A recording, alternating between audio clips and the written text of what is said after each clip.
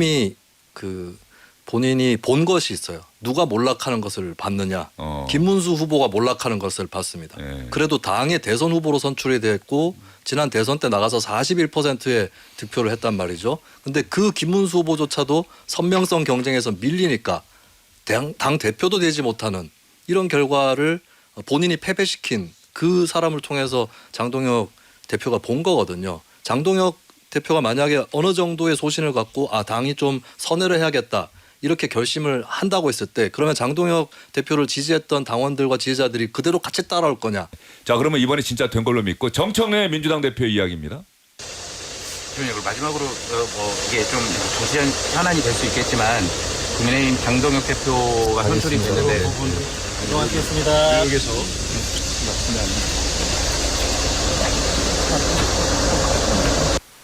이 짤막한 순간을 위해서 제가 정청래 민주당 대표의 이름을 몇 번을 외쳤는지 모르겠습니다. 정청래 대표 나중에 혹시 또 저 만나면 고맙다고 할지 모르겠네요.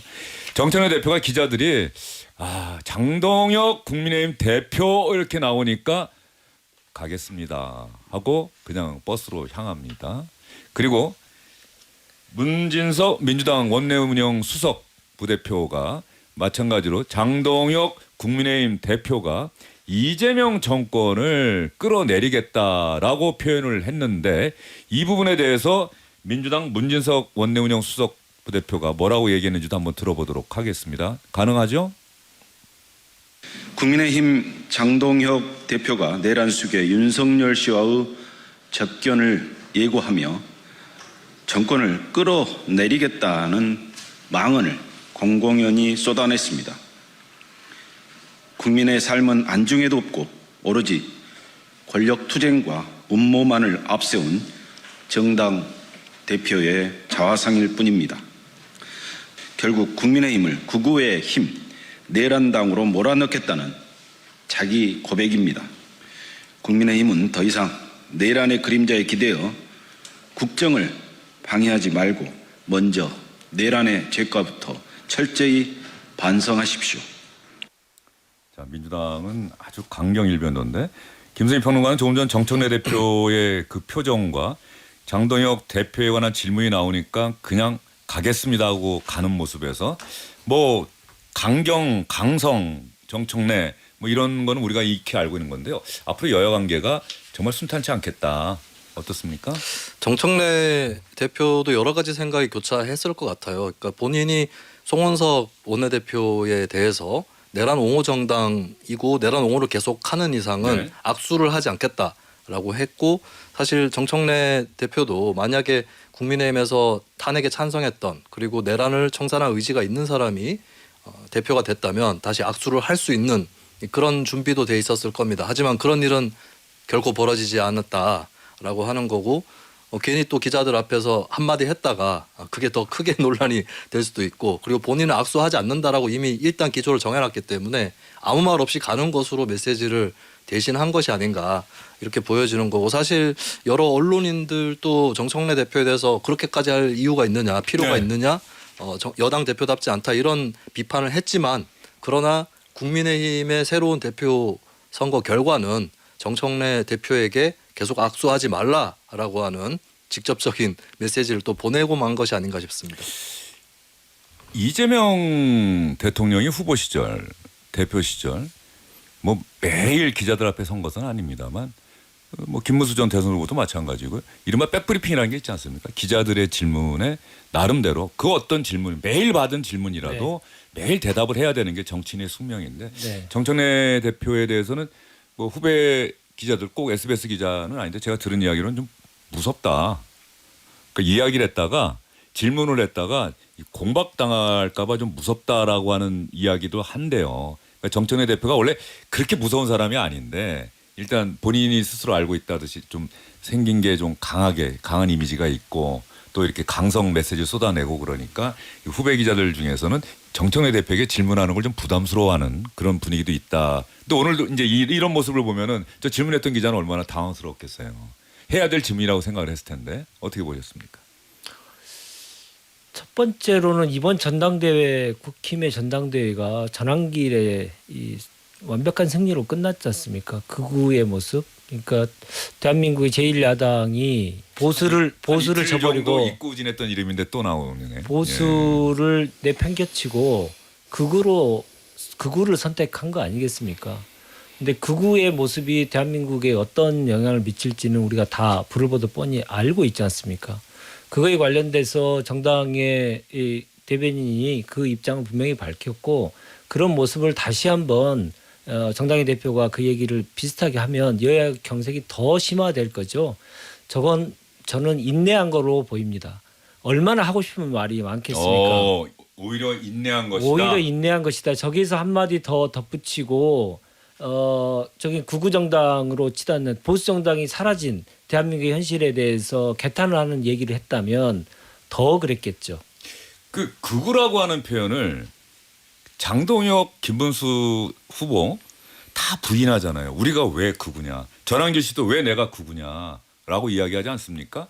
그런데 극우라고 하는 평가는 어떤 면에서 보면 본인들이 자기를 스스로 생각하는 건 자유죠. 그런데 극우인지 아닌지를 평가하는 것은 사실은 다른 사람들이 하는 건 아니겠습니까? 그렇죠. 예. 근데 여러분들이 극우라고 좀 표현하시는데 왜 극우라고 생각하는지 짧게 한번 얘기해 보실래요? 대한민국의 헌정 질서를 부정했지 않습니까? 사법 질서도 부정하고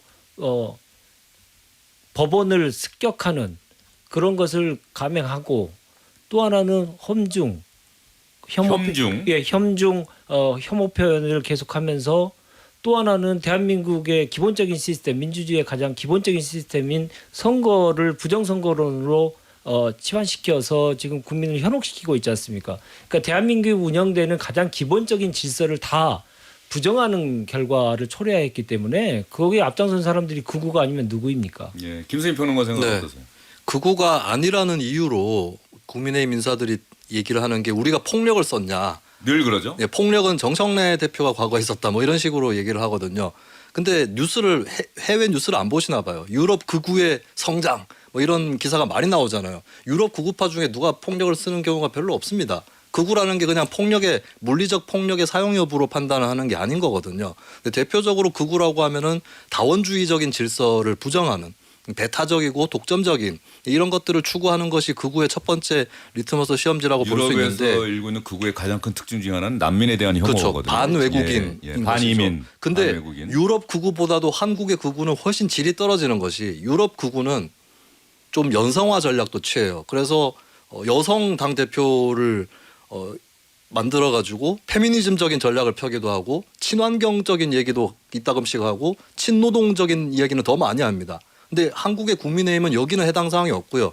유럽 극우에서도 찾아보기 어려운 부정선거 음모론, 그 다음에 뭐 내란 옹호론 이런 것들을 펴고 있는 게 극우라는 말로 서부지방법원 저 난동 폭동 이 사태는 정말 이거 나중에 법원의 판결이 계속 나오고는 있습니다만 정말 배후가 있는 것인지 그 부분도 지금 수사가 진행되고 있지 않습니까? 이거는 확실하게 밝혀야 돼요. 저는 극우라는 말로도 네. 부족하다라고 생각해요. 외우는 어떨까?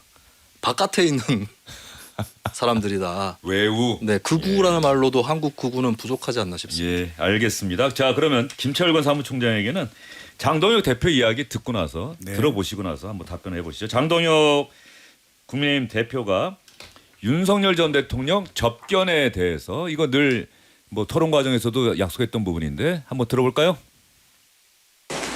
뭐 지금 접견 제한이 해제됐는지는 제가 확인을 해봐야겠습니다. 왜 접견을 하겠다고 말씀드렸는지 이미 언론에서 여러 차례 그 이유에 대해서는 말씀을 드렸습니다.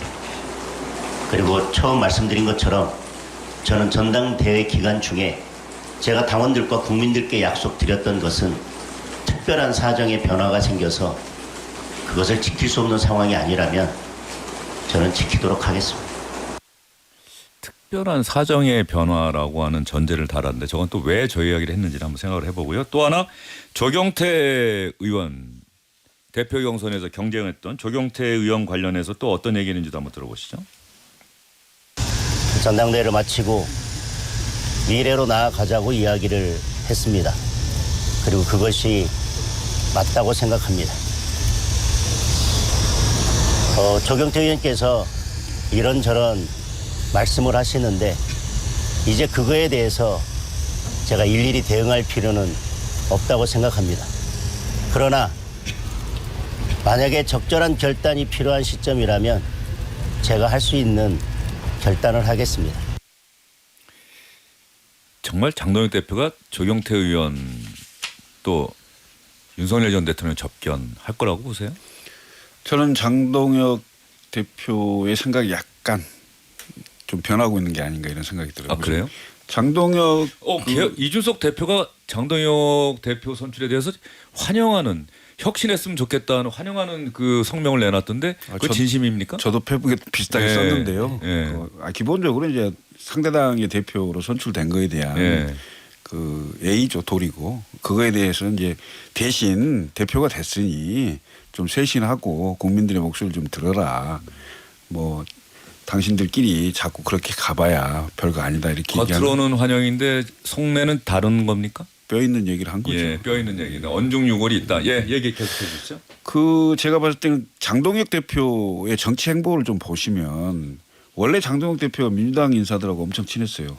예. 판사로 있으시면서 그 법사위에 국회 저 파견 요원을 했죠. 파견 판사였죠. 왔을 때 거의 민주당 소속으로 국회에 진출할 것처럼 그 정도로 친했고 그거 아시는 분들은 다 아는 거고 그리고 이제 실제로 대전에서 실패하고 충남지사 김태흠 지사의 지역구에서 보궐로 들어오잖아요. 들어오면서 처음에는 맹렬한 친한계 인사였어요. 그리고 수석 최고위원까지 하고 사무총장도 하고 그러다가 계엄 나고 나서 탄핵 국면에 가서 완전 친윤으로 탈바꿈하죠. 예, 너무 극적인 변화였죠. 예. 그리고 지금 본인이 이제 대표가 됐어요. 그래서 제가 봤을 때는 본인의 앞으로 행보는 본인의 정치적인 입장에 따라서 지금까지 전당대회에서 했던 얘기하고는 약간 달라질 수 있겠다. 그래서 지금 특별한 사정이라는 얘기를 하고 있고 그다음에 조경태에 대해서도 좀 약간의 뉘앙스가 전당대회 때 막 이러면서 했던 그 얘기하고는 뉘앙스가 좀 달라졌어요. 이미 본인 대표가 됐거든요. 그래서 조금 더 볼 필요가 있는데 저는 기본적으로 이제 전당대회에서 극렬 지지자들이 네. 지지를 했고 거기에 핵심은 60명의 찐윤 언더 찐윤이 있어요. 이 언더 찐윤의 영향력에 의해서 저는 장동혁 대표가 밀어 올려진 거라고 보여지거든요. 그 조직력이 확인된 겁니다. 그래서 그분들로부터 완전히 독립적으로 하기는 어려울 것이다. 그래서 결국 그분들하고 함께 갈 수밖에 없는 처지다. 그래서 한계가 본인은 대표가 됐기 때문에 뭔가 좀 다른 행보를 하고 싶은 생각이 일부 있을 수도 있겠지만 그 60명에 둘러싸여서 결국은 아무것도 할 수 없는 그런 구조가 될 거다 이렇게 보여져요. 장동혁 대표가 윤석열 전 대통령 접견 해제가 안 되기를 혹시 바라는 건 아닌지. 그럴 수 있습니다. 그렇죠. 이거 접견 해제가 되면은 네. 가야 되는데 만약에 국민의힘 대표가 윤석열 전 대통령 지금 내란 혐의로 수사받고 재판도 받고 있는데 만난다. 이게 정말 국민의힘의 지방선거 앞두고 도움이 될지 어떨지 뭐 국민의힘을 지지하고 좋아하는 분들도 그런 생각 많이 할 거 아닙니까? 아마 제가 예상하건대는 접견 해제가 되면 장동혁 대표는 윤석열 전 대통령 면회를 갈 거라고 봅니다. 이미 그 본인이 본 것이 있어요. 누가 몰락하는 것을 봤느냐. 김문수 후보가 몰락하는 것을 봤습니다. 네. 그래도 당의 대선 후보로 선출이 됐고 지난 대선 때 나가서 41%의 득표를 했단 말이죠. 근데 그 김문수 후보조차도 선명성 경쟁에서 밀리니까 당 대표도 되지 못하는 이런 결과를 본인이 패배시킨 그 사람을 통해서 장동혁 대표가 본 거거든요. 장동혁 대표가 만약에 어느 정도의 소신을 갖고 당이 좀 선회를 해야겠다. 이렇게 결심을 한다고 했을 때 그러면 장동혁 대표를 지지했던 당원들과 지지자들이 그대로 같이 따라올 거냐? 아닐 겁니다. 장동혁 대표만 그냥 혼자 나오는 것이고 그 사람들은 또 다른 대변자를 찾을 것이고 안 되면 전한길 씨가 직접 당대표에 도전하는 시나리오도 충분히 있을 수 있는 거거든요. 그러면 그게 두려워서 그게 불안해서 장동혁 대표는 지지 기반을 버릴 수가 없을 것이고 그리고 한편으로는 언젠가 내가 몇 달 지나가지고 여의치 않을 때 윤 전 대통령 면회 갈 바에는 일찍 가버리자라고 생각할 가능성도 같이 있는 거거든요. 그런 의미에서 저는 접견 해제가 되는 즉시 혹은 그 즈음에 해서 장동혁 대표가 면회를 갈 거다. 갈 수밖에 없게 될 거다. 이렇게 예측을 합니다. 김승희 평론가 이야기가 맞을지는 한번 앞으로 시간이 답을 줄 것 같고요. 김문수 전 후보는 지금 이야기 듣다 보니까 김문수 전 후보가 얻은 득표가 김문수 전 후보 개인의 득표가 아니라는 건 이번에 좀 입증이 된 것 같아요. 그런 부분들에 대한 생각을 좀 잘해야 되겠다는 생각이 들고 또 하나는 김문수 후보가 결선에서 나는 한동훈 전 대표 뭐 공천하겠다 뭐 이런 이야기도 하고 한동훈 계하고도 같이 가야 된다라고 이야기를 했는데 그 부분이 장동혁 후보의 당선에 결정적인 기여를 했다는 게 일반적인 평가 아니겠습니까? 오히려 그렇죠. 한동훈 전 대표에 대한 국민의힘 지지층 당원들의 생각이 한 1년여 만에 완전히 180도 변한 것 같아요. 그러니까 제가 보기에는 그 김문수 후보는 결정적인 패인이 뭐였냐면 대선 후보로 선출되는 과정에서 결국 한덕수 후보하고의 단일화를 매개로 해서 오세훈도 불출마시키고 홍준표도 따돌리면서 후보가 됐단 말이죠. 그런데 그 약속을 한 사람들이 60명의 의원들하고 약속을 했어요. 반드시 그 약속을 지키겠다. 네. 근데 결국 그 약속을 안 지켰잖아요. 그래서 그 60명과 김문수 후보는 같이 갈 수 없는 입장이 된 겁니다. 그래서 그 60명이 찾은 숙주가 누구냐? 장동혁인데요. 또 그렇게 표현하시네. 예. 그래서 왜냐하면 장동혁이 그 재보궐선거로 당선이 돼서 실제 국회의원 생활한 건 3년 남짓밖에 안 돼요. 예.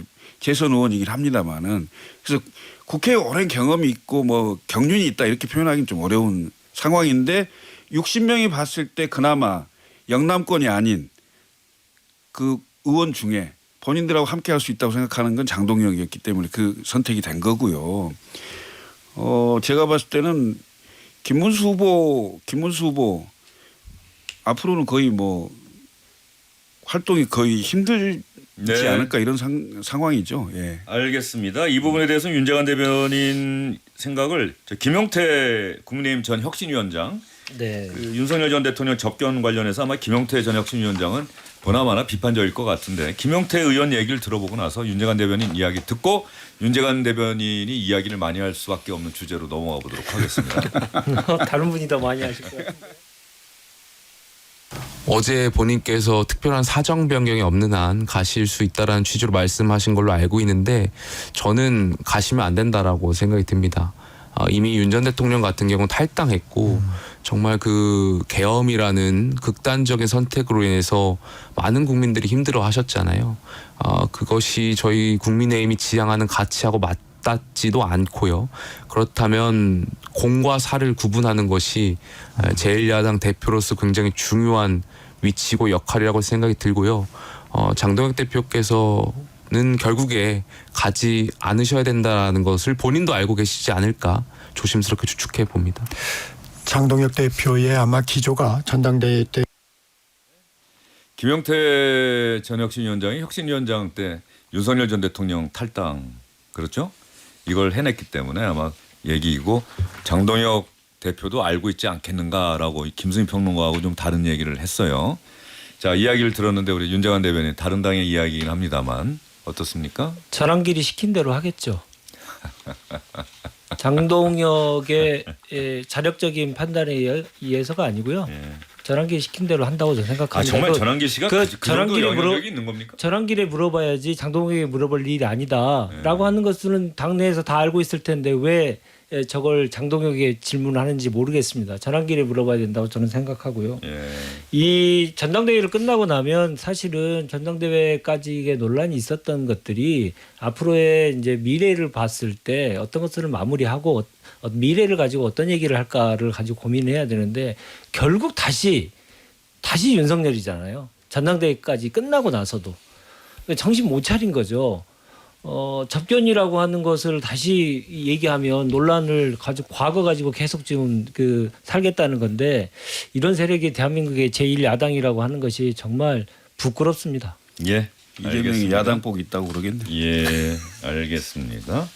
자, 이번에는 최근에 조국 전 대표 이야기를 저희가 잘 안 했습니다. 워낙 또 한미 정상회담이라고 하는 큰 이슈도 있었고 말이죠. 조국 전 대표가 민주당 의원들 이 자리에 나온 민주당 또 관계자들도 의원들도 대변인도 조국 전 대표가 원망스럽다 이런 이야기까지 했어요. 그러니까 자숙해야 된다는 얘기가 많이 있었는데 이 자숙 요구에 대해서 조국 전 대표가 최근에 기자들 앞에서 한 이야기가 있는데 한번 들어볼까요?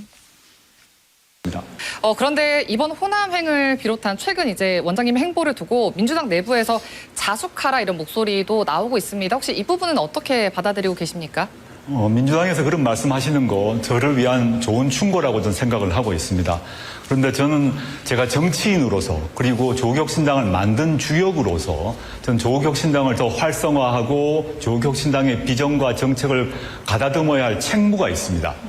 자숙을 하는 것이 정치인 조국의 역할인가? 그건 아니라고 생각하고요. 조국이 국민의힘 좋은 일을 시키겠습니까? 그런 걱정 염려하지 마시고 극우 정당 국민의힘을 심판하는데 민주당과 조국혁신당이 힘을 합쳤으면 좋겠다. 그렇게 생각합니다. 자숙하는 거는 정치인 조국의 역할은 아니다. 그리고 조국이 국민의힘 좋은 일 하겠느냐 걱정하지 마시라라고 이야기를 했는데 지금 조국혁신당이 민주당에 서운할 수도 있는데 민주당이 지금 조국 전 대표에게 좀 서운한 것 같아요. 네, 뭐 대통령 지지율도 막 떨어지고 그러니까. 대통령 지지율과 관련돼서는 이제 여러 요인들이 있을 또 텐데. 윤정한 대변인도 N분의 N분의 1 얘기하시는 1이라고 하지 않으시고요. 대통령께서도 이제 기내에서 그 관련된 이 입장을 표명을 하셨고 그렇게 된 거에 대해서 인간적으로 송구하다는 얘기를 본인이 직접 조국 전 대표가 했습니다. 뭐 그 문제보다 더 중요한 것은 지금 보이고 있는 여러 행보에 대한 과도한 좀 오해가 좀 있지 않나 이런 생각이 듭니다. 과도한 오해. 혹시 왜냐하면요. 너무 과도한 관심을 가져주시는 건 아니냐 뭐 이런 얘기 아닙니까? 아니 뭐 그건 또 뭐 관심 가져주셔서 감사합니다라고 표현하는 거와 뭐 다른 말이 아닐 텐데요. 인간적인 도리입니다. 왜냐하면 사면하는 과정 속에서 본인들의 이름을 걸고 직함을 걸고 사면이 필요하다고 공개적으로 얘기해 주신 분들이 워낙 많이 있어서 그분들께 찾아가서 감사하다는 표현을 하는 것, 그것은 인간이 해야 될 가장 기본적인 도리 아니겠습니까? 감사함을 정치인이라는 이유 때문에 다음으로 지연시키는 것도 문제가 있다고 저는 보고요. 그런 차원에서 여러 감사한 분들 직접 찾아뵙고 있다는 말씀 좀 드립니다.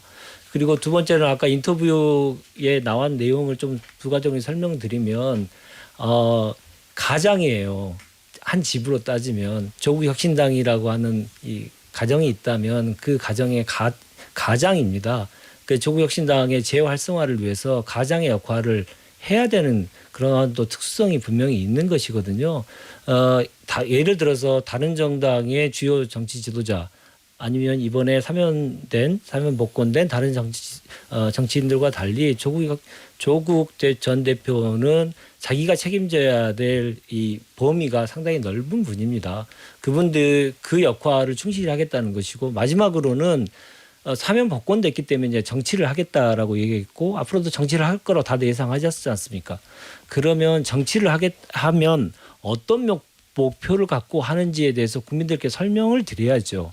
그래서 그 제1 목표가 지금 극우 정당이 된 국힘을 다시 한번 심판하는데 자기의 역할을 하겠다라고 국민들께 얘기 드리는 것은 당연한 도리 아닌가 싶습니다. 알겠습니다.